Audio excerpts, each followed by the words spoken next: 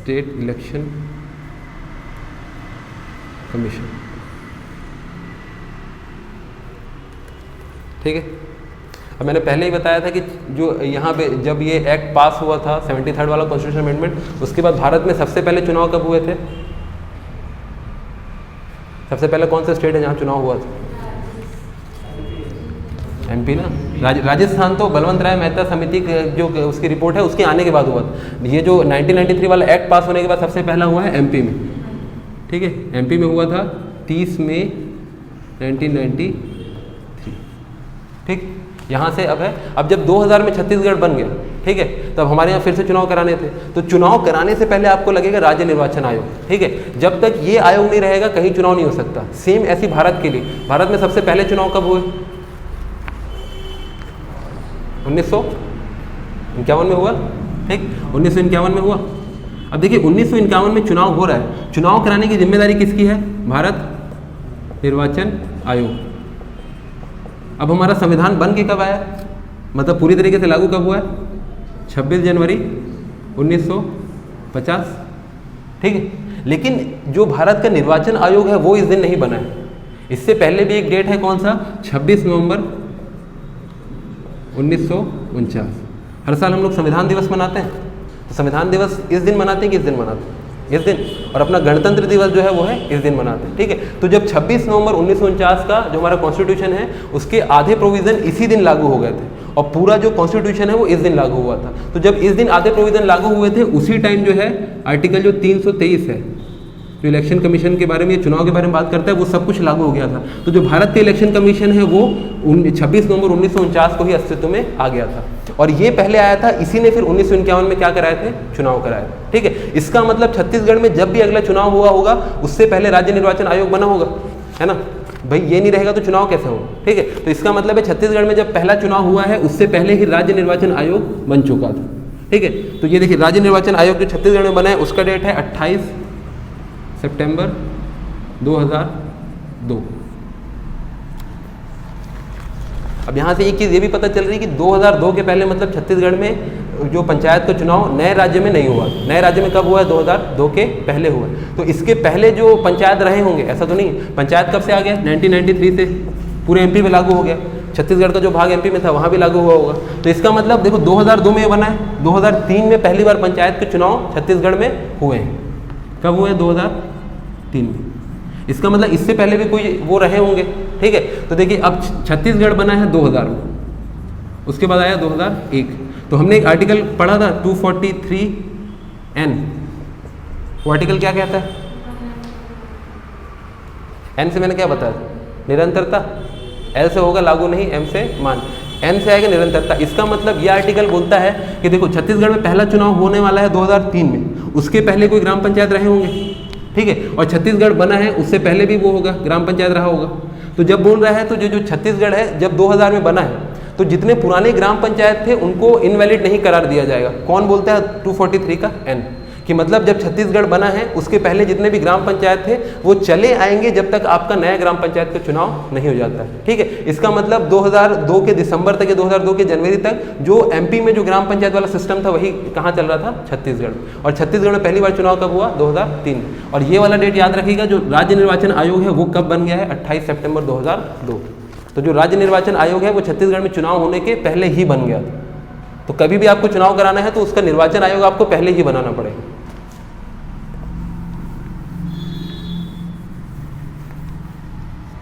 चलिए, अब ये जो राज्य निर्वाचन आयोग है इसके कार्य क्या क्या है ये देख लेते हैं शॉर्ट में, क्या क्या मेन ये काम करता है। पहला तो ये टाइम टेबल बनाता है कि किस किस दिन कहाँ कहाँ चुनाव होने वाले हैं, कौन कौन से गांव में या कौन कौन से ग्राम पंचायत का पहला होगा, जिला पंचायत का, नगर निगम का, ये सब को इसका टाइम टेबल कौन बनाता है? ये। अब इधर एक बात देखिएगा कि टाइम टेबल ये बनाता है, लेकिन चुनाव होने वाले हैं इसकी अधिसूचना कौन जारी करता है? राज्यपाल। ठीक है, इन दोनों में डिफरेंस। अधिसूचना जारी करेगा ये कि भाई अब पुराने वाले को डिसॉल्व करके नया वाला बनने की तैयारी है, लेकिन किस डेट में चुनाव होंगे ये कौन डिसाइड करेगा? राज्य निर्वाचन आयोग। पहला काम इसका ये है टाइम टेबल तैयार करना। दूसरा काम ये है इसका कि निर्वाचन नामावली तैयार करना।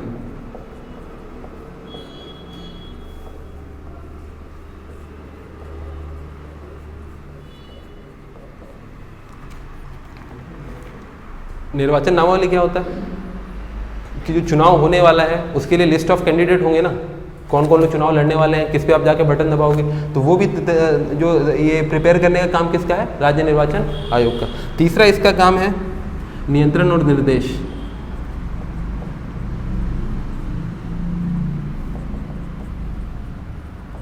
कि पूरे जो राज्य में ग्राम पंचायती चुनाव होंगे उन पर नियंत्रण, अगर कोई डिस्प्यूट होता है तो, और उसके लिए क्या क्या डायरेक्शन है, कहाँ कहाँ कैसे कराना है, वो सभी काम किसका है, राज्य निर्वाचन आयोग का।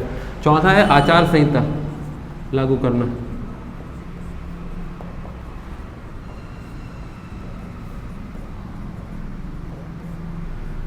ठीक, आचार संहिता मतलब मॉडल कोड ऑफ कंडक्ट। ये क्या होता है पता है आप लोग, होता है ना आचार, जैसे अभी छत्तीसगढ़ में लागू होने वाली है, जुलाई अगस्त से लागू हो जाएगी, तो आचार संहिता क्या होती है,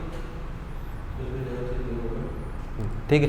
ये जो है राज्य के लिए राज्य निर्वाचन आयोग, और अगर विधानसभा या लोकसभा के चुनाव हैं तो भारत निर्वाचन जो राष्ट्रीय निर्वाचन आयोग है वो ये करता है। आचार संहिता का मतलब ये होता है मॉडल कोड ऑफ कंडक्ट, कि उसमें उसका एक कोड ऑफ कंडक्ट है कि आपको कोई नया स्कीम या कोई भी ऐसा काम नहीं करना है जो होने अगले वाले चुनाव में जो वोटर हैं उनको इन्फ्लुएंस कर सकता है। ठीक है, जैसे पता चला ग्राम पंचायत का चुनाव होने वाला है और 2 महीने पहले आपने एक नया रोड बनाने का कॉन्ट्रैक्ट चालू करवा दिया, तो उससे क्या लगेगा, जो लोग वोट डालने वाले कि भाई अब इसी को वो बनाना है, सरपंच बनाना है, क्योंकि यहाँ पे रोड बनवाने वाला। ठीक है, तो वो जो कोई भी ऐसा काम नहीं करना है जिससे आने वाले चुनाव में जो मतदाता है वो इन्फ्लुएंस हो सके, तो वो कहलाता है आचार संहिता। ठीक है, तो उसको लागू करवाने का काम भी किसका है। ठीक है, लेकिन एक चीज़ इंपॉर्टेंट आचार संहिता में देखिएगा कि ये जो आचार संहिता है इसके लिए कोई नियम नहीं है, ना भारत में ना राज्य में, कि ये आचार संहिता निर्वाचन आयोग लागू करता है, और अगर कोई नहीं मानता है तो उसके खिलाफ कोर्ट में ये जो निर्वाचन आयोग है जा सकता है, या खुद भी जो है वो उसके ऊपर जो भी फैसला करना है कर सकता है। लेकिन इसका कोई ऐसा कॉन्स्टिट्यूशनल या फिर कोई लीगल ऐसा इसका अथॉरिटी नहीं है कि अगर किसी ने आचार संहिता कर दिया तो इसको डिस्क्वालीफाई ही करना है। ठीक है, इसको लीगल बनाने की बात चल रही है, लेकिन अभी तक ये भारत में लीगल है नहीं। तो ये जो जितनी भी पॉलिटिकल पार्टीज हैं उनको मानना ज़रूरी है, लेकिन अगर नहीं भी मानती हैं तो ये अपने हिसाब से फैसला लेता है। ऐसा कुछ हार्ड एंड फास्ट रूल नहीं है कि नहीं माना तो उसको जो है चुनाव लड़ने से रोक दिया जाएगा, या फिर उसकी पॉलिटिकल जो पार्टी है उसका रजिस्ट्रेशन खत्म कर दिया जाएगा। ठीक है, तो ये चीज़ याद रखिएगा। फिर एक लास्ट है चुनाव चिन्ह आवंटित कराना, ये भी इम्पोर्टेंट, चुनाव चिन्ह आवंटित करना।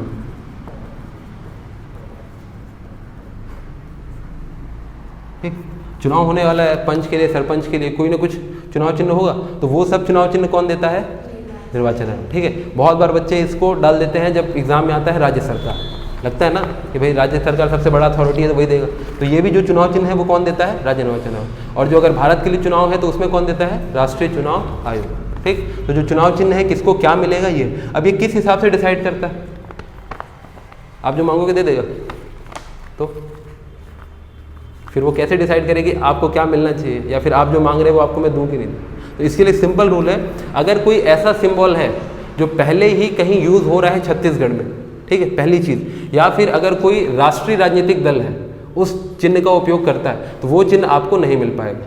जैसे कमल, कमल भारत में किसी लोकल चुनाव में कमल किसी को नहीं मिलेगा अगर वो बीजेपी का आदमी नहीं है। अगर बीजेपी की टिकट से लड़ रहा है उसको तो कमल मिल जाएगा, लेकिन आप अगर निर्दलीय लड़ना चाहते हो आप कमल मांगोगे नहीं देगा, गुलाब मिल सकता है, ठीक है, गेंदा फूल मिल सकता है, वो कुछ भी मिल सकता है, लेकिन कमल नहीं मिल पाए। तो इसमें सिंपल रूल यही है कि वो जो चुनाव चिन्ह है किसी राष्ट्रीय जो राजनीतिक दल है उसके द्वारा प्रयोग में अभी नहीं लाया जा रहा हो, या फिर आपसे पहले किसी और आदमी से ने नाम मांग लिया हो।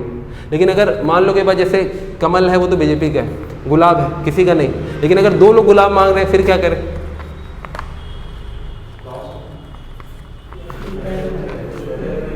ठीक, जो पहले अप्लाई करेगा, लेकिन यदि फिर भी डिस्प्यूट होता है तो वो गुलाब को पूरा ही कैंसिल कर देगा और दोनों को बोलेगा एक अलग अलग हो। ठीक है, क्योंकि बात ये भी हो सकती है ना कि जैसे इसमें ऐसा कोई नियम नहीं कि पहले आओ पहले पाओ, तो अगर पहले किसी ने गुलाब मांगा उसने उसको गुलाब दे दिया, अगला वाला बोलेगा भाई ऐसा तो कोई नियम ही नहीं है कि यहाँ पे पहले आओ पहले पाओ वाला, तो या तो वो दोनों को बिठा के बोलेगा किसको चाहिए वो अपना आपस में डिसाइड कर लो। अगर वो दोनों ही नहीं मानते हैं तो फिर क्या करेगा, वो गुलाब वाले को ओवरऑल कैंसिल ही कर देगा और गुलाब उस वाले चुनाव में किसी को नहीं देगा, दोनों को बोलेगा अपना अपना नया ढूंढ के लाओ जो दोनों से अलग हो। ठीक है, तो ये सारे उसके मेन काम है किसके, चुनाव आयोग। चलिए अब देखते हैं चुनाव करवाने वाला जो हायरार्की है, मशीनरी है, वो उसमें कौन कौन लोग होते हैं। तो सबसे ऊपर है राज्य निर्वाचन आयोग,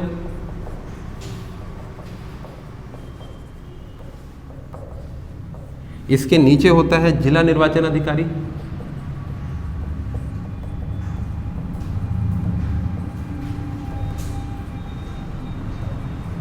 इसके नीचे होता है रिटर्निंग ऑफिसर,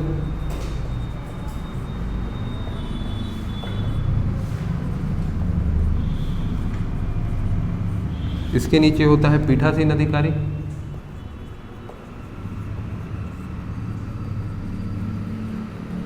और सबसे लास्ट में जो होता है वो है मतदान अधिकारी।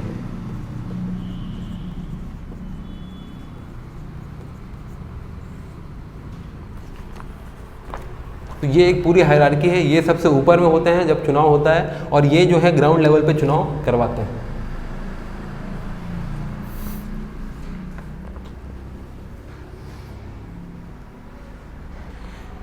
ठीक है, तो यहाँ देखिए ये तो राज्य निर्वाचन आयोग है, ये तो पूरे उसमें चुनाव करवा रहा है राज्य में, तो इसके लिए तो कुछ नहीं है, ये तो ठीक है संविधान के हिसाब से बनाए गए। इसके नीचे जो जिला निर्वाचन अधिकारी है उसकी नियुक्ति कौन करता है? राज्य निर्वाचन आयोग। अलग अलग जिले के लिए अलग अलग जिला निर्वाचन अधिकारी, जैसे यहाँ पे अगर 33 जिले हैं तो जब भी ग्राम पंचायत का चुनाव होगा तो हर जिले के लिए एक से जो है हर एक जिले के एक के लिए वो जिला निर्वाचन अधिकारी नियुक्ति किया जाएगा। और इसकी सहायता के लिए एक और होता है सहायक उप जिला निर्वाचन अधिकारी, इसकी सहायता के लिए। ये बहुत बड़ा जिला है, अकेले काम नहीं कर सकता है, ठीक है। इसकी नियुक्ति भी कौन करता है? राज्य निर्वाचन आयोग SEC। तो इसकी भी और इसकी भी, इन दोनों की नियुक्ति कौन करता है? राज्य निर्वाचन आयोग, ठीक है। तो पूरे जिले में जो मतदान होगा वो इसकी देख रेख में ही होगा। और ज़्यादातर ये कौन होता है? कलेक्टर, ठीक है। जिले का कलेक्टर है वो अपने आप जिला निर्वाचन अधिकारी मोस्ट ऑफ द केसेस में बन जाता है, ठीक। उसके बाद है रिटर्निंग ऑफिसर, ठीक। इसकी नियुक्ति करता है कौन? जिला निर्वाचन अधिकारी। देखिएगा इसमें सीरीज में इसकी नियुक्ति कौन कर रहा है? उसके ऊपर वाला। इसकी नियुक्ति कौन करता है? जिला निर्वाचन अधिकारी। किसके निर्देश पर? राज्य निर्वाचन ये, ठीक है। तो इसकी जो नियुक्ति है वो कौन कर रहा है? जिला निर्वाचन अधिकारी SEC के निर्देश पर।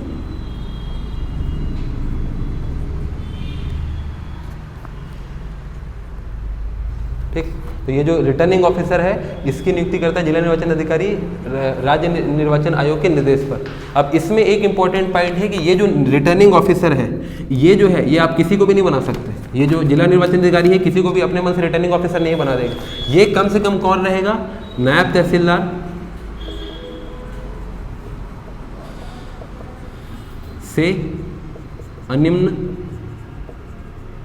श्रेणी का कर्मचारी, ठीक, इसको हाईलाइट करिएगा। नायब तहसीलदार से अनिम्न श्रेणी का कर्मचारी, मतलब जो जिला निर्वाचन जो अधिकारी है रिटर्निंग ऑफिसर नियुक्त कर रहा है वो कम से कम नायब तहसीलदार के पोस्ट के लेवल का होना चाहिए या फिर उससे ऊपर। नायब तहसीलदार से नीचे का जो व्यक्ति है वो किसी भी चुनाव में रिटर्निंग ऑफिसर नहीं बन सकते, ठीक है। इससे क्वेश्चन आता है क्योंकि ये इसमें, ठीक है। तो जो है इसका कम से कम स्टेटस क्या रहना चाहिए? जो डेजिग्नेशन है नायब तहसीलदार, उससे ऊपर है तो चलेगा, उससे नीचे नहीं चलेगा। फिर ये जो रिटर्निंग ऑफिसर है ये किसकी नियुक्ति करेगा? पीठासीन अधिकारी, इसको बोलते हैं प्रिसाइडिंग ऑफिसर।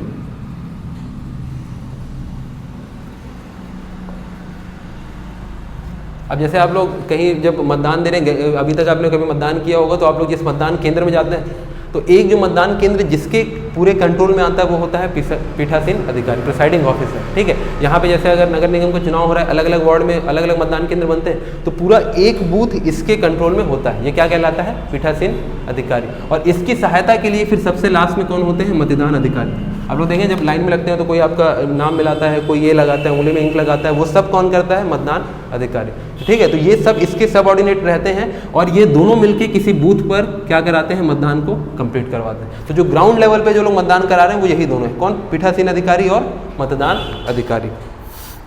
चलिए, तो ये हो गया आपका ये। और जो पीठासीन अधिकारी है वो किसी एक मतदान के केंद्र का जो है सबसे प्रमुख व्यक्ति होता है। अब चलिए अब देखते हैं, ये तो हमारा हो गया चुनाव की प्रक्रिया, बस मोटा मोटा यही, ठीक है। इसके अंदर भी छोटे मोटे और लोग हैं लेकिन उससे अपने को मतलब नहीं, मेन यही एक सीरीज है जो ओवरऑल पूरे चुनाव को कंडक्ट कराती है। अब देखते हैं फॉर्म भरने की विधि। किसी को अगर चुनाव लड़ना है तो कहाँ फॉर्म जमा करना पड़ेगा, उसका क्या प्रोसेस?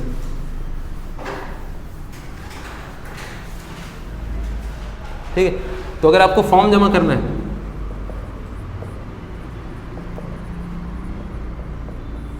तो आप किसके पास जाओगे?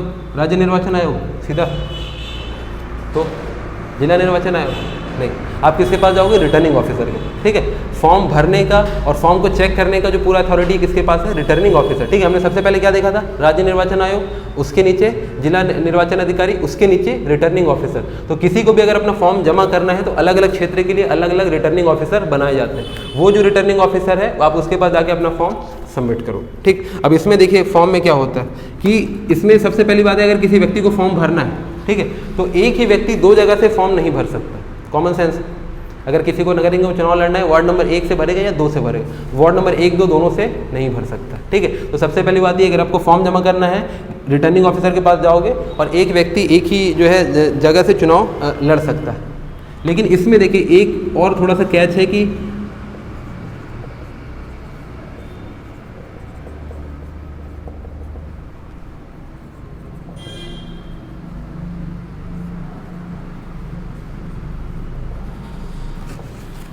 ठीक है, अब हो सकता है कोई व्यक्ति हो जिसको नहीं पता हो नियम, आगे सो उठ के कि भाई मेरे को चुनाव लड़ना है, उसने 23 नवंबर को फॉर्म भर दिया वार्ड नंबर 1 से।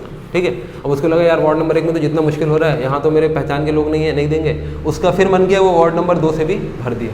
अब देखो जब ये लोग लेके जा रहे हैं तो अभी रिटर्निंग ऑफिसर को तो पता नहीं, क्योंकि भाई इतने सारे लोग भरने आ रहे हैं, तो उसको तो नहीं पता कि ये आदमी पहले वार्ड नंबर 1 से भर चुका है। वो तो जब फॉर्म जो भरने का डेट खत्म हो जाएगा उसके बाद जब वो जांच करना चालू करेगा तब पता चलेगा। ठीक है, तो जैसे ही अगर फॉर्म भरने का डेट था, अगर है 30 नवंबर, ठीक है, 30 नवंबर निकल गया और इसने वार्ड नंबर 1 वार्ड नंबर 2 दोनों से फॉर्म भर दिया, तो क्या हो जाएगा, ये डिस्क्वालीफाई हो जाएगा, क्योंकि एक व्यक्ति एक ही जगह से फॉर्म भर सकता है। लेकिन कभी ऐसा हुआ उसने धोखे से वार्ड नंबर 2 से भी डाल दिया, ठीक है, कि 1 से नहीं जीत पाऊंगा, लेकिन उसको फिर बताया भाई कि नहीं ऐसा होता है कि अगर तूने दोनों से भर दिया तो दोनों जगह से तेरा कैंसिल हो जाएगा। तब उसने क्या किया, बाद में जाके 30 नवंबर से पहले कभी दोनों में से किसी एक का अपना क्या कर दिया, कैंसिल कर दिया। ठीक है, तो क्या होगा, सिर्फ दूसरा वाला ही वैलिड रहेगा, या फिर ये चाहे तो इस वाले को रख सकता है और दूसरे वाले को कैंसिल कर सकता है। ठीक है, तो दूसरे वाले को कैंसिल कर दिया तो पहला वाला वैलिड हो जाएगा। इसमें ये नहीं है कि उसने जैसे ही दूसरा भरा तो पहला वाला इनवैलिड हो जाएगा, ऐसा नहीं, वो दोनों में से चाहे किसी को भी कैंसिल करा दे,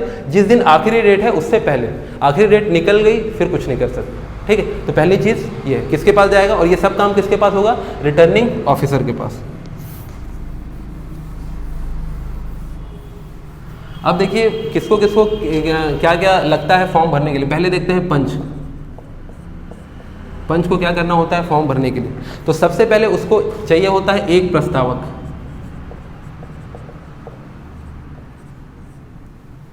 ठीक, प्रस्तावक मतलब यहाँ क्या जाएगा, सपोर्टर।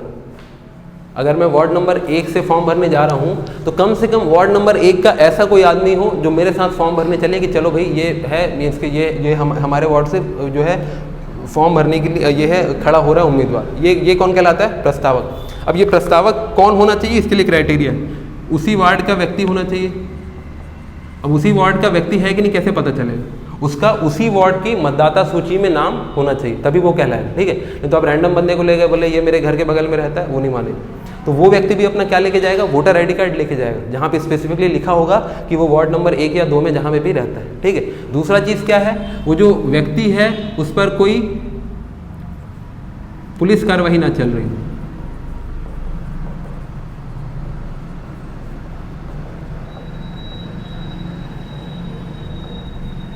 ठीक, इसका मतलब ऐसा नहीं कि वो अभी जेल से छूट के आया है और अभी उसको बेल मिली है और वो फिर 4-5 दिन में जेल जाने वाला है, उसी के बीच में उसको वहाँ लेके चले गए रिटर्निंग ऑफिसर के पास, ये भी नहीं करना। ठीक है, तो पहला क्या है, उसी वार्ड का व्यक्ति हो, वोटर आईडी कार्ड हो, और दूसरा है पुलिस कार्रवाई ना चल रही हो।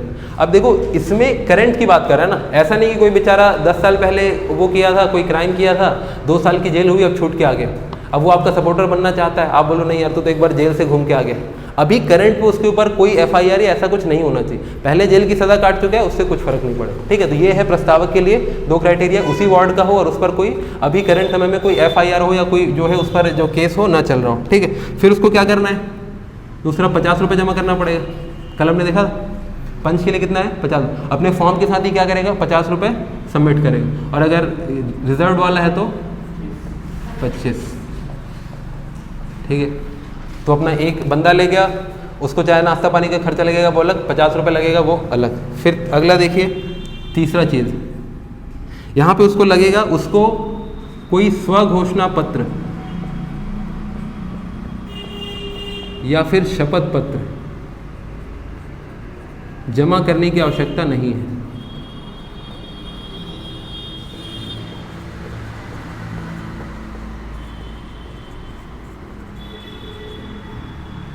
ठीक है। अब ये स्पेसिफिकली यहाँ तो जमा करने की आवश्यकता नहीं है, तो क्यों लिखा रहा हूँ? क्योंकि आगे वालों को ज़रूरत पड़ेगी, तो ये आपके ध्यान में रखने के लिए इसको कुछ करने की ज़रूरत नहीं।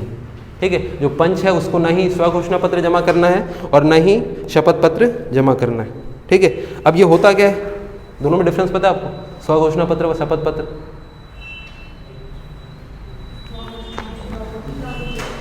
ठीक, तो वो तो स्वघोषणा में बताएगा और शपथ पत्र में बताएगा। ठीक है, शपथ को इंग्लिश में बोलते हैं, शपथ पत्र को क्या बोलते हैं? एफिडेविट, नाम सुने हो? बनवाते हो ना, एफिडेविट बनवाना मेरे को। और स्वघोषणा पत्र क्या कहलाता है? Self declaration form.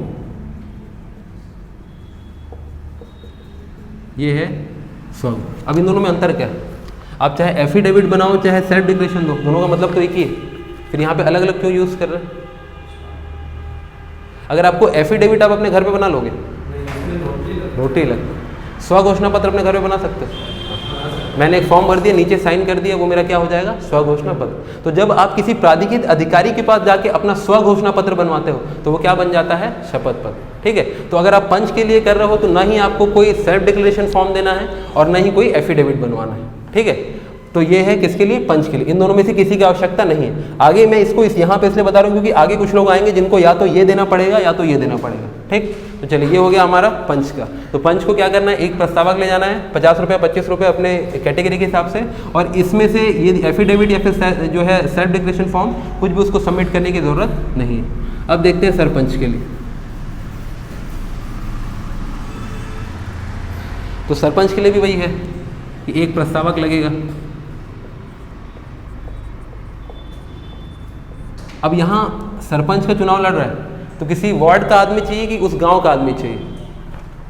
पंच था, गांव से लड़ रहा है, तो उस पंच है जो वार्ड से लड़ रहा है, वार्ड का आदमी चाहिए। अगर ये सरपंच है तो ये किसी एक वार्ड से लड़ रहा है, पूरे गांव से लड़ रहा है, तो वो व्यक्ति कहाँ का होना चाहिए?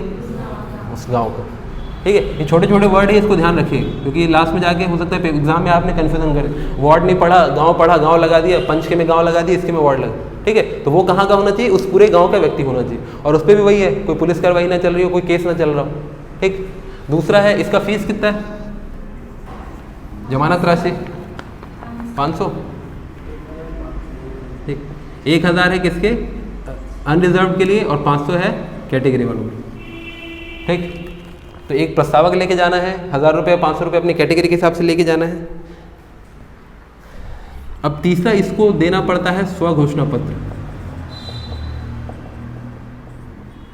स्वघोषणा पत्र, ठीक है, इसको शपथ पत्र देने की जरूरत नहीं है।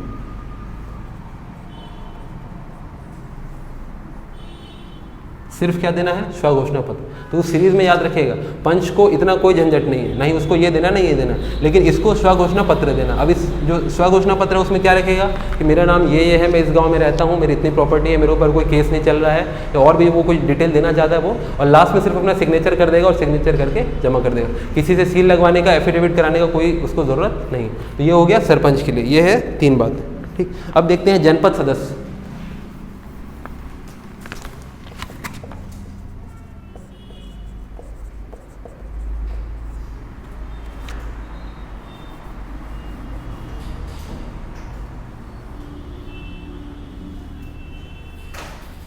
ठीक, उसके लिए भी वही है कि उसको प्रस्तावक मिलना चाहिए। कहाँ वो प्रस्तावक कहाँ का होना चाहिए?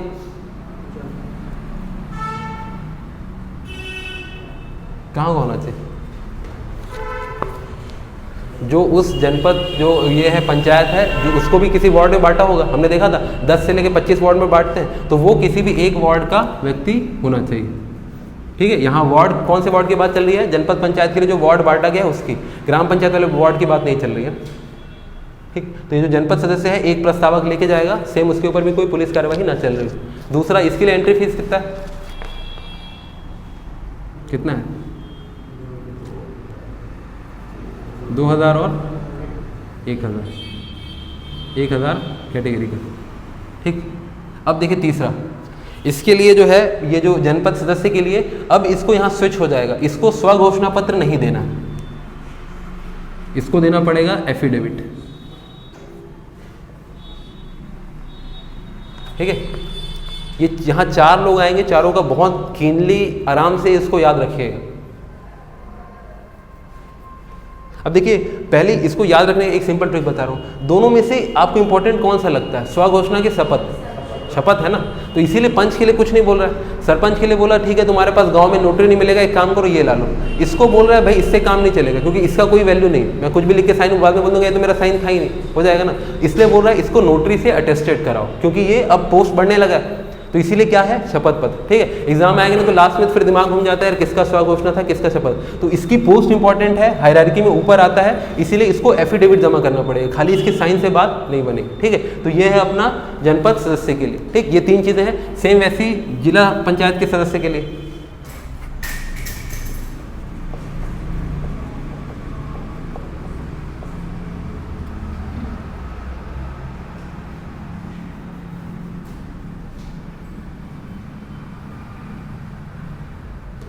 ठीक, इसके लिए भी एक प्रस्तावक लगेगा। वो प्रस्तावक कहाँ का होना चाहिए, उस जिले का कि उस वार्ड का? वार्ड का कि जिले का? वार्ड लगेगा ना। देखिए जिला कब होता है, जब जिला पंचायत का अध्यक्ष होता तब जिले का लगता, लेकिन उसका तो प्रत्यक्ष चुनाव हो ही नहीं रहा। यहाँ पे कौन है, सदस्य। तो सदस्य मतलब सीधा क्या आ गया, वार्ड। हमने देखा था 30 से लेके 35 वार्ड में डिवाइड करना है, उस किसी एक वार्ड का वो व्यक्ति होना चाहिए, उस पर पुलिस कार्रवाई ना चल रही हो। इसके लिए फीस कितना, एंट्री फीस कैटेगरी के लिए 2000। ठीक, अब यहाँ भी वही ट्रिक है कि भाई जिला पंचायत का सदस्य है मतलब इंपॉर्टेंट आदमी है, उसके साइन बस से काम चल जाएगा नहीं, इसको भी क्या देना पड़ेगा, शपथ पत्र। तो जनपद और जिला दोनों के लिए क्या लगेगा, एफिडेविट, शपथ पत्र। पंच के लिए कुछ नहीं और सरपंच के लिए सिर्फ उसका साइन वाला लेटर मतलब स्वघोषणा पत्र। ठीक है, तो ये मैच द फॉलोइंग में आ सकता है, फिर स्टेटमेंट में आ सकता है, तो इसको उस हिसाब से याद रखिएगा। चलिए, तो ये तो हो गया उसने ये। अब इसमें देखिए एक चीज़ और क्या है, अगर ठीक है कोई है उसने फॉर्म भर दिया, उसका प्रस्तावक है, आखिरी डेट जैसे था 30 नवंबर, ठीक है, सबने फॉर्म भर दिया, बढ़िया। अब 30 नवंबर के बाद 31 नवंबर को जितने भी फॉर्म है उनकी जांच चालू होगी। कौन करेगा, रिटर्निंग ऑफिसर। अब जांच में ये पता चलता है कि भाई ये जो प्रस्तावक था ये तो उस वार्ड का है ही नहीं। ठीक है, हो सकता है उस प्रस्तावक ने इससे भी झूठ बोला, तब क्या करें, इसका तो फॉर्म तो डिस्क्वालीफाई हो गया, तो उस केस में क्या करेंगे, डिस्क्वालीफाई कर दें इसको, क्या हो जाएगा, डिस्क्वालीफाई। इसीलिए इसको जो प्रस्तावक चुनना है सोच समझ के चुनना है, किसी भी रैंडम आदमी को पकड़ के नहीं ले जाना कि भाई तू वहाँ रोड में घूम रहा है, इसी वार्ड का है, हाँ बोले चल मेरे साथ चल, काम है कर। ठीक है, पहले उसका पूरा जांच पड़ा, क्योंकि बाद में अगर ये इसका कुछ गलत निकल गया तो आपका फॉर्म डिस्क्वालीफाई हो जाएगा। फॉर्म निकलने के डेट से पहले हुआ तो ठीक है, लेकिन क्योंकि देखो ये डिस्क्वालीफाई तभी हो पाएगा जब फॉर्म का डेट निकल जाएगा और उसकी जाँच चालू होगी। एक बार जाँच चालू हुई, डेट निकल गया, आपके पास टाइम है। ठीक है, तो प्रस्तावक ध्यान से चुनना है। तो पहला चीज़ यह है कि यदि वो वार्ड का आदमी ना निकले, दूसरा है कि इसके ऊपर कोई करंट में एफआईआर या केस चल रहा हो, इसने बताया नहीं, आपसे भी छुपा दिया, तो भी क्या होगा, आपका फॉर्म डिस्क्वालीफाई हो जाए। या फिर तीसरी कंडीशन ये है कि पहले आपका प्रस्तावक बना था, ये फॉर्म भरने के एक दिन पहले या कुछ घंटे पहले बोल दिया कि भाई मैं इसको नहीं जानता हूँ, मेरे को नहीं बनना इसका प्रस्तावक। ठीक है, तो भी क्या हो सकता है, वो जो है डिस्क्वालीफाई हो जाए। लेकिन अगर एक चीज़ है कि ये आदमी उसी वार्ड का है, उसके ऊपर कोई एफआईआर नहीं हो रहा है, लेकिन वो फॉर्म भरने की डेट के बाद बोले नहीं यार मेरे को इसका प्रस्तावक नहीं बनना है, तो कुछ नहीं हो पाएगा। फिर आप उसके प्रस्तावक एक बार बन गए हो तो फिर उसका फॉर्म रह जाए, क्योंकि इसके बाद तो इसके पास टाइम ही नहीं है ना। तो क्योंकि आपका सब कुछ ठीक है, आप उसी वार्ड के व्यक्ति हो, आपके ऊपर कोई एफआईआर भी नहीं है, तो आप बाद में मुकरोगे तो चल जाए, पहले मुकर के उसके पास टाइम नहीं, तो उसका जो टाइम निकल गया तो फिर वो क्या हो जाएगा, डिस्क्वालीफाई हो जाएगा। तो इसीलिए ये जो एक प्रस्तावक है बहुत सोच समझ के चुनना है। ठीक है, चलिए, तो ये हो गया। अब यहाँ देखते हैं कि जो आपने पैसा जमा किया था वो किस किस केस में आपको वापस हो सकता है। उसको जो पैसा आपने जमा किया था उसको क्या बोलते हैं, जमानत राशि या प्रतिभूति।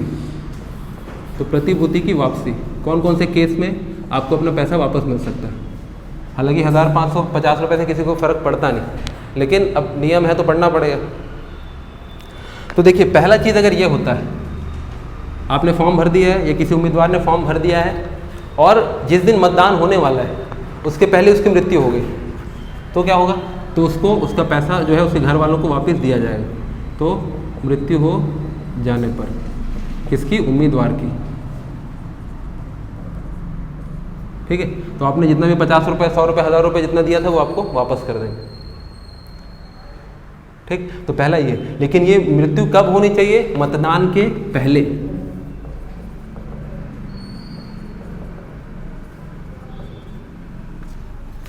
ठीक है, ऐसा नहीं है कि रिजल्ट आया आपको झटका लगा अटैक आ गया मर गए, घर वाले पूरे 1000 वापस। ठीक है, ये इसीलिए यहाँ पे लिखा हुआ है मतदान के पहले। मतदान के अगर बाद होता है तो उसकी कोई जिम्मेदारी नहीं है, तो अगर उससे पहले मर गया तो आपको जो पैसा है वापस मिल जाएगा। दूसरा देखिए, यदि आपने नाम वापस ले लिया,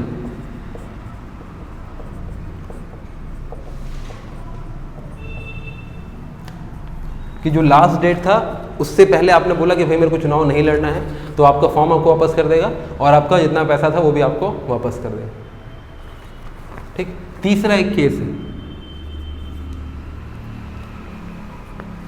अगर आपको कुल जितने वोट पड़े हैं, ठीक है, आपने जिस भी चुनाव में भाग लिया है उस चुनाव में जितने टोटल वोट पड़े हैं, अगर उसका 1/6 भाग या उससे अधिक आपको वोट मिलते हैं तो भी क्या होगा, आपका पैसा आपको वापस मिल जाएगा। ठीक है, तो ये 3 केस है कि आपका पैसा डूबेगा नहीं, या फिर आपकी जो आपने जो जमानत राशि दी थी, एंट्री फीस दिया था, वो आपको वापस मिल जाए। पहला क्या, अगर उसकी मृत्यु हो जाए मतदान से पहले तो भी उसका पैसा उसके घर वालों को वापस कर देंगे।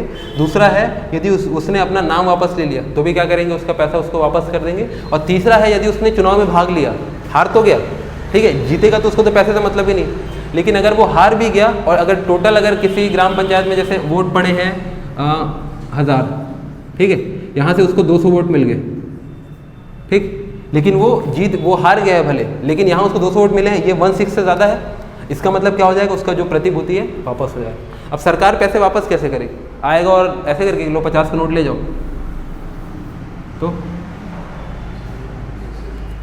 क्या करेगी, बोलेगी वो UPI दिखाओ, वहाँ डाल देते हैं। ठीक है, चेक या DD से।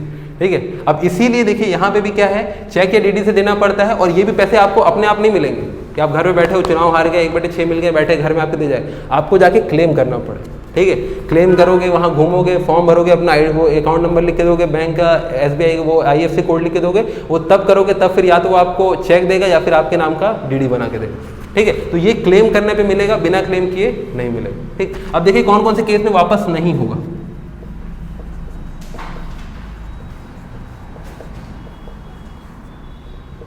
ठीक है, तो ये तो सिंपल सी बात है, अगर उसके बाद मर रहे हो तो कोई अपने को लेना देना है नहीं। ठीक है, उसके बाद मरो जियो, चुनाव के बाद अपने कोई मतलब नहीं, तो वहाँ तो पैसा वापस नहीं होगा। दूसरा यदि है, अगर टोटल जितना वो पोलिंग हुआ है, जितने वोट्स हैं, उससे अगर 1/6 भाग से कम आपको अगर वोट मिलता है तो भी आपका पैसा क्या होगा, वापस नहीं होगा। इसको नॉर्मल हम लोग भाषा में बोलते हैं जमानत जब्त होना। सुनो, तो बोलते हैं ना, इस किसी कैंडिडेट का जमानत जब्त हो गया, तो जमानत जब्त हो गया मतलब वो चुनाव में खड़ा तो था, लेकिन उसको 1/6वां भाग भी टोटल वो जो है पोलिंग का नहीं मिल पाया है। ठीक, और दूसरा क्या है, जिस दिन चुनाव का रिजल्ट आया है उसके 6 माह के भीतर आपको जाके क्लेम करना पड़ेगा, तभी आपको पैसा आपका वापस मिलेगा। अगर रिजल्ट आया, आप बैठे हुए, ठीक है, उन लोग तो मेरे घर पे भेजेंगे करके, और 6 महीने निकल गया, उसके बाद 50 रुपये मांगोगे, वो नहीं देगा।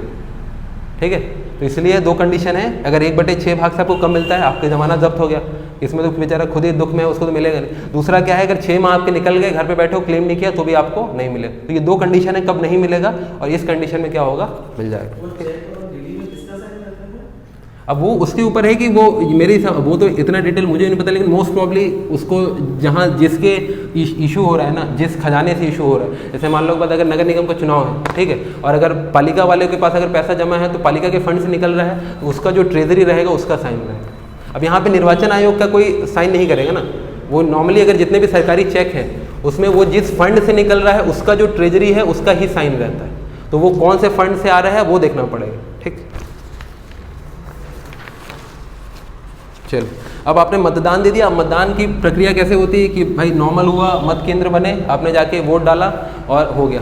इसमें एक कंडीशन कभी कभी आती है कि आप वोट डालने गए, ठीक है, आप ही हो, आपका नाम XYZ है, आप वोट डालने गए, वहाँ जाके पता चला आपके नाम का वोटिंग हो गया, फिर क्या करोगे, भगा दोगे, बोले चलो यार कोई बात नहीं, मेरा तो वोट वेस्ट हो गया। लेकिन भाई आप जेन्युइनली वोट डालना चाहते हो, आप जाके वहाँ बात किए, वो बोल रहे नहीं यार यहाँ तो आपका साइन भी है, सिग्नेचर भी, आपके नाम का टिक भी लग गया। बोलो क्या करते हैं, देखते हैं ना, एक जो मतदान केंद्र होता है उनके पास एक लिस्ट होती है, आप जाओगे, अपना वैलिड ID दिखाओगे, वो आपके नाम का टिक करेगा, उंगली पे ये लगाएगा, ठीक है। अब उसने आपका नाम का टिक कर दिया, आप बोलोगे मेरा उंगली देख लो, क्योंकि देखो वो जो इंक होता है एक दिन में तो नहीं मिटता ना, तो आप बोलोगे मेरी उंगली देख लो, मेरी उंगली में तो निशान है ही नहीं, तो वो बोलेगा बात तो सही है लेकिन नाम पे टिक भी है, तब क्या किया जाए। इसका मतलब ये है कि जो पहले वोट डालने वाला व्यक्ति था, ठीक है, उसने आपके नाम से फर्जी वोट डाल दिया। अब वो फर्जी था कैसे पता चला, आप असली हो कैसे पता चलेगा, आईडी कार्ड से ना, ठीक है। वो आईडी कार्ड जो अभी दिखा रहे हो वो लीगल है कि नहीं वो चेक करेगा, कौन चेक करेगा, वहाँ का जो पीठासीन अधिकारी। और अगर वो सेटिस्फाई है कि हाँ भाई इसकी जगह कोई पहले गलत वोट डाल के चले गए, असली आदमी यही है, तो बोलेगा ठीक है 2 मिनट बैठो, 2 मिनट बैठो भी नहीं, शाम तक बैठो, जब सबसे आखिरी में पूरी वोटिंग खत्म हो जाएगी तब उसको बोलेगा कि तुम आखिरी में वोट डालना। अब जिसको मन करेगा बैठेगा, नहीं तो बोलेगा छोड़ मेरे नाम से निकल गया तो निकल गया। तो ये जो स्पेसिफिक कंडीशन बनती है और इसमें जो वोट डालते हैं उसको बोलते हैं निवेदित वोट, ठीक है, टेंडर्ड वोट। तो ये वोट कब डाला जाता है, जब जिस व्यक्ति को वोट डालना था उसके नाम से पहले ही वोटिंग हो चुकी है, लेकिन वो असली आदमी है, उसने अभी तक वोट नहीं डाला है, उसके पास लीगल आईडी प्रूफ है, तो सबसे लास्ट में, मतदान की सबसे लास्ट में ना, बीच में ऐसा नहीं कि अभी 12 बजे आया 12 बजे डलवा देगा, उसको बोलेगा शाम तक रुको, पूरी वोटिंग खत्म होने के बाद वो एक वोट डालेंगे, ठीक है। अब उसका जो मत पत्र होगा वो नॉर्मल वाला मत पत्र नहीं होगा, अलग से टेंडर्ड वोट का मत पत्र अलग आता है, तो इसको कौन देगा, पीठासीन अधिकारी बोलेगा लास्ट में रुको तुम एक अलग से वोट डालो, ठीक है। तो ये किसको दिए, ये जो निविदत्त वाला जो ये है मत पत्र है, ये किसको दिया जाता है, तो किसको दिया जाता है, जिसके नाम से डबल वोटिंग हो चुकी है, ये सिर्फ उसी को दिया जाएगा,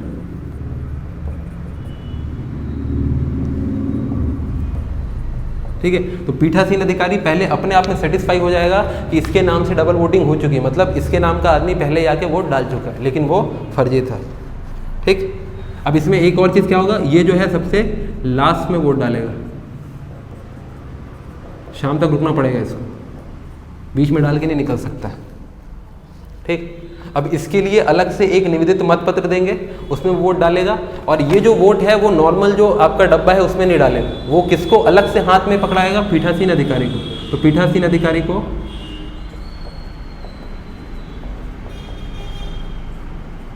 हाथ में देगा, कहीं उसको जमा नहीं करेगा,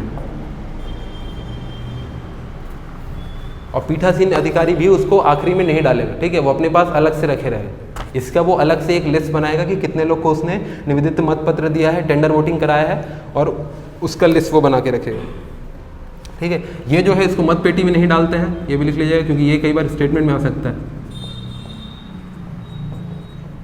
कि भाई चले आपने उसको लास्ट में करा तो लिया, तो सबसे लास्ट में डाल देंगे क्या, क्योंकि देखो मत पेटी में डालने से प्रॉब्लम क्या हो जाएगा, क्यों नहीं डालेंगे, इसके पीछे क्या लॉजिक हो सकता है, ठीक है, क्यों, क्योंकि अगर लेट सपोज आपने जिस भी कैंडिडेट को दिया है, अगर हो सकता है ये भी उसी को दे रहा हो, उसके नाम से पहले ही अंदर वोट जा चुका है, इसने डाल दिया, डबल हो जाएगा, ठीक है। अब दोनों में से असली कौन है आपको तो नहीं पता है ना, इसीलिए इसको डिफरेंशिएट करने के लिए इसको मत पेटी में नहीं डालेंगे, उसका वो जो ये प्रिसाइडिंग ऑफिसर है, पीठासीन अधिकारी, वो अपने पास अलग से रखेगा। और इसमें एक लास्ट चीज़ है, इसकी ये जो मत पत्र है या जो वोट है, इसकी गणना सबसे अंतिम में की जाती है, गणना नहीं की जाती है सामान्य में, नहीं की जाती सामान्य स्थिति में,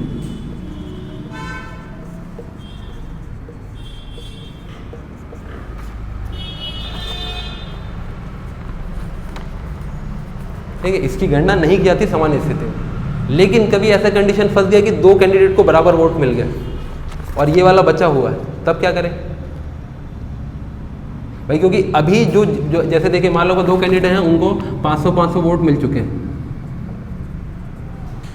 ठीक है, और एक आदमी एक्स है जो अलग से जिसने अपना टेंडर वोटिंग किया है, पीठासीन अधिकारी के पास उसका मत पत्र है, अभी ए या बी किसी को भी हो सकता है, ठीक है। अब इसका वोट खुलने से ही पता चलेगा कौन जीतेगा, ठीक है। लेकिन इसमें एक प्रॉब्लम क्या हो रही है, इन दोनों में से किसी एक का वोट फर्जी है ना, तो वो कैसे पता करेंगे,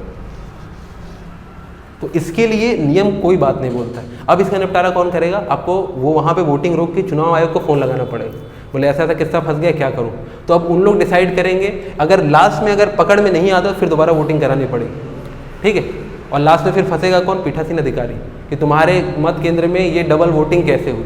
इसीलिए पीठासीन अधिकारी बहुत क्रूशियल है और वो बहुत प्रेशर में रहता है। ये अगर कभी भी डबल वोटिंग हुई, अच्छा अगर ये यही होता कि ये अगर 600 होता, ये 500 होता, फिर तो डबल वोटिंग किसी से फर्क नहीं पड़ता। लेकिन अगर बात कभी फंस गई बराबर में, तब फिर पंगा हो जाएगा। ठीक है, तो इसमें क्या करना है, किसका वोट कैसे डिसाइड करना है, वो कौन डिसाइड करेगा? राज्य निर्वाचन आयोग, कन्वेंशन के हिसाब से। नियम इसके बारे में कोई कुछ नहीं बात करता है। नियम सिर्फ इतना बोलता है कि सामान्य स्थिति में टेंडर्ड वोट की गणना हम लोग नहीं करेंगे, लेकिन अगर बात फंसी तो उसका डिसाइड कौन करेगा? राज्य निर्वाचन आयोग। ठीक है, तो ये है टेंडर्ड वोटिंग या निविदत्त वोट। किसका? नहीं, इसकी नहीं होती ना, बोल रहा हूँ, इसकी सामान्य स्थिति में गणना होगी ही नहीं, इसको अलग से रखेंगे। क्योंकि देखो अगर ये अपने आप जीत रहा है, एक वोट से फर्क नहीं पड़ रहा है, तब तो ये किसी को वोट डाले फर्क नहीं पड़ता है ना। लेकिन अगर दोनों बराबर फंस गए और इसी के वोट से डिसाइड होने वाला है, तब फिर इसको जो है राज्य निर्वाचन आयोग को फोन लगाना पड़ेगा कि यार एक वोट फंसा हुआ है और अब इसका क्या करें। क्योंकि देखो अगर इसका सिंपल क्यों नहीं खोल सकते हैं, क्योंकि दोनों को 500-500 मिले, इन दोनों में से किसी एक का फर्जी है। उस आदमी ने वोट डाला है जो उस वार्ड का है ही नहीं, जिसको वोट डालना ही नहीं था, तो मतलब इन दोनों में से कोई एक एक्स्ट्रा वोट है। अब कैसे पता करें? नहीं पता कर सकते, इसीलिए फिर वो चुनाव आयोग डिसाइड करेगा। और अगर लास्ट में ज़्यादा ही बात फंसी है कि दोनों में से कोई मानने को तैयार नहीं, तो फिर क्या कराना पड़ेगा? पूरा चुनाव कैंसिल करके वो है, और उसके लिए मेरे हिसाब से फिर जुर्माना देना पड़ेगा पीठासीन अधिकारी को, क्योंकि उसकी गलती है। एक वार्ड में चुनाव कराने के लिए बहुत सारे लोग लगते हैं, बहुत सारी सिक्योरिटी लगती है, बहुत सारा पैसा इन्वॉल्व होता है। तो इसीलिए जो भी पीठासीन अधिकारी है वो हमेशा प्रेशर में रहते हैं। और बहुत सारे इसलिए जो नीचे लेवल के अधिकारी हैं पीठासीन अधिकारी बनना नहीं चाहते, क्योंकि आप एक सेकंड के लिए वहाँ से उठ के जा नहीं सकते। पूरे केंद्र की जिम्मेदारी आपके ऊपर है। कुछ भी ऐसा हुआ कि क्रॉस वोटिंग होती है, किसी ने गलत वोटिंग डाल दिया और लास्ट में ऐसा फंस गया, तो फिर आप ही फंसोगे। ठीक है, इसीलिए बहुत सोच समझ के आपको 50 बार चेक करके, वो डॉक्यूमेंटेशन चेक करके वोट डलवाना होता है। ठीक है, तो अभी तक तो ऐसा कोई रियल टाइम एग्जांपल आया नहीं है, हो सकता है कभी आए, तो फिर आगे देख लेंगे कैसे होता है। ठीक है, चलो, तो ये हो गया टेंडर्ड वोटिंग।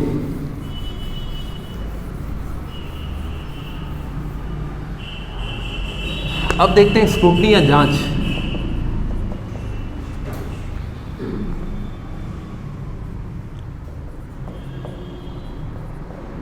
रिटर्निंग ऑफिसर द्वारा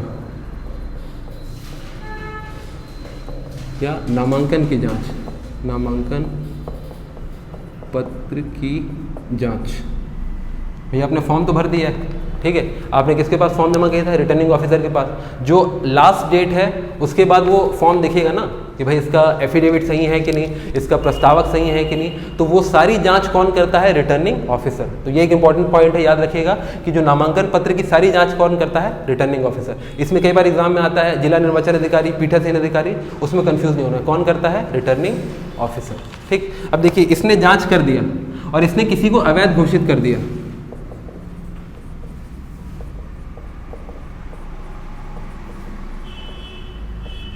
हो सकता है ना, हो सकता है बोलेगा तुम्हारा एफिडेविट फर्जी है, या फिर एफिडेविट है उसमें सील जो लगाने वाला है वो फर्जी है, तुम्हारा प्रस्तावक फर्जी था, कुछ भी हो सकता है। अब या फिर इससे गलती भी हो सकती है, भाई वो भी तो आदमी है, रिटर्निंग ऑफिसर है, उसने रिकॉर्ड चेक करवाया प्रस्तावक का, पता चला वो बेचारा 2 साल पहले जेल गया था, अभी आके छूट चुका है, अभी उसके ऊपर कोई करंट में केस नहीं है, लेकिन रिटर्निंग ऑफिसर को उसके नीचे वाले ने कोई ऐसा रिपोर्ट दे दिया कि ये आदमी के ऊपर अभी भी केस चल रहा है और जेल में। उसने क्या किया? किसी आदमी का फॉर्म कैंसिल कर दिया।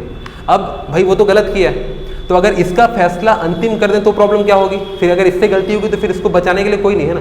तो अगर इसने किसी के फॉर्म को रिजेक्ट कर दिया और यदि वो व्यक्ति इसके खिलाफ, रिटर्निंग ऑफिसर के खिलाफ भी अपील करना चाहता है, तो वो कैसे अपील कर सकता है? तो यहाँ देखिए कि कौन व्यक्ति है जो अपील करना चाहता है और इसके खिलाफ किसके पास अपील करने जाएगा। तो यहाँ पे अगर पंच है, पंच का जो नामांकन पत्र है यदि उसको वो अवैध घोषित कर देता है कौन? रिटर्निंग ऑफिसर, तो ये किसके पास जाएगा?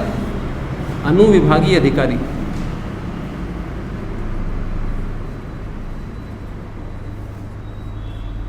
राजस्व,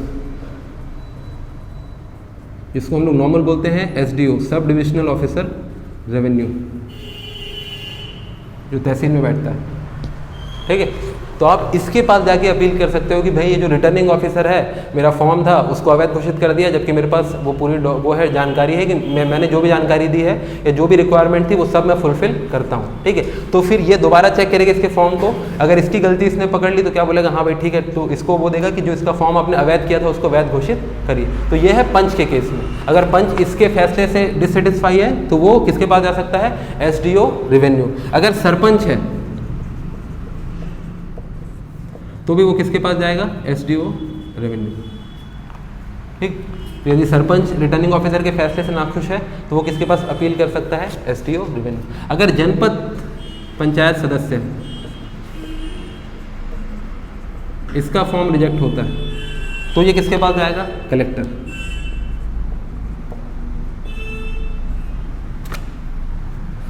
और अगर कोई जिला पंचायत का सदस्य है उसका फॉर्म रिजेक्ट होता है तो वो किसके पास जाएगा? संचालक पंचायत एवं समाज कल्याण विभाग। ठीक, तो इसको इंपॉर्टेंट डाल के रखिएगा कि किसके पास अपील कर सकते हैं। ठीक, तो पंच है तो एसडीओ रेवेन्यू के पास, सरपंच भी उसी के पास जाएगा। अगर जनपद पंचायत सदस्य है तो कलेक्टर के पास जाएगा, जिला पंचायत सदस्य है तो संचालक के पास जाएगा। अगर जिला पंचायत का अध्यक्ष है तो किसके पास जाएगा? ठीक है, क्योंकि वो जब नामांकन भर रहा है तो वो जिला पंचायत सदस्य के रूप में ही नामांकन भर रहा है। ठीक है, लेकिन अगर आपने जिला पंचायत के अध्यक्ष को किसी गलत तरीके से हटा दिया तो वो किसके पास जाएगा? वो आगे देखेंगे। ठीक है, अभी ये सिर्फ किसके लिए है? क्योंकि कोई भी अगर जिला पंचायत का सदस्य हो, जनपद पंचायत का सदस्य हो, वो जब नामांकन भर रहा होगा तो वो सदस्य के रूप में ही भरे, भले वो बाद में अध्यक्ष बन रहा है लेकिन अभी वो क्या है? सदस्य। ठीक है, तो ये उसका अपील है।